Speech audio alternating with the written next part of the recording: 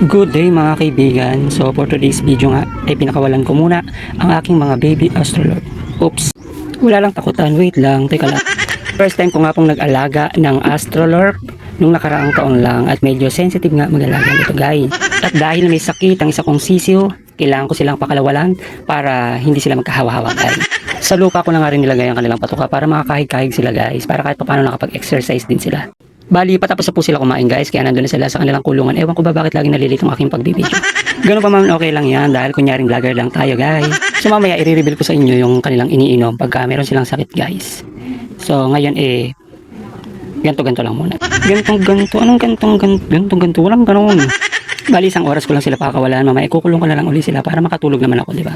Ganyan ang buhay ko, hayahay pag walang trabaho guys. Siguro kung wala akong alagang manok, baka tulog lang ako ng tulog sa maghapon guys. Wala na akong ginawa kundi matulog.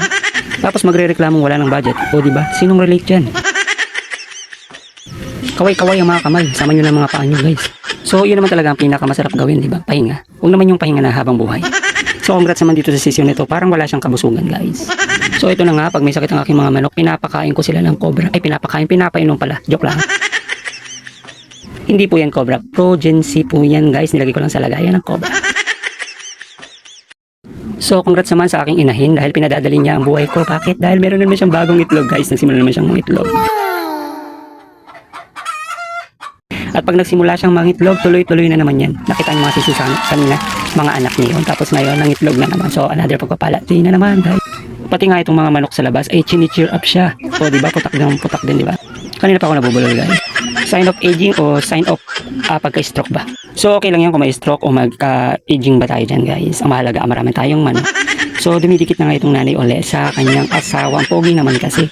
Kung masyado lang palandi. O diba? So ito na nga siya. Kunyari pa, palusot paro. Yung mga manok parang tao din no? Meron silang mga isip. Pero instinct lang po yan guys. Ano ba ang kaibahan ng instinct sa pag-iisip? Ay naku, pala kayo dyan. Ang mahalaga sa akin ay importante guys. Itong dalawa nga ang nauna kong mga manok. Dumalagat binatilyo pa yan nung dinala dito. Nung una nag-aaway pa yan. Nag-aagawan ng pagkain. Ngayon sinishare na ng lalaki yung pagkain niya. Maka-score lang. Masarap mga mag-alaga ng mga manok guys. Lalo na kung ganito, dumarami sila. At hindi nga lang manok ang dumarami dito guys, pati langaw. At syempre hindi mawawala yung amoy. Amoy lasa ba? Kasama na yan sa buhay guys kapag ka may alaga kang hayop.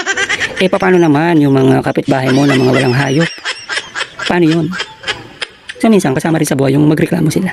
Para hindi mangyari yun, kailangan mo linis, hindi lang yung mga bakuran guys. Tapos, isa-isahin mong hulihin ng mga langaw guys. Kung ganyan kang kasipag ay di, ikaw na. Ang lungkot ng pusa namin kasi wala siyang cat food. Huwag ka magalala. Kapag nakapagkatay ako nitong mga manok ko, kaya nitong mga bibi ay may pagkain ka na. Sa ngayon, bukas at magpakailanman ay diet ka muna. Simula nga nang bumibili na ako ng mga patuka, kinalimutan ko na muna itong mga pusa. Pero napapakain ko pa rin sila guys. Hindi nga lang sila nakakain ng cat food. Ang mahal naman kasi. Malakas din kumain itong bibi guys. Medyo masakit din sa bulsa.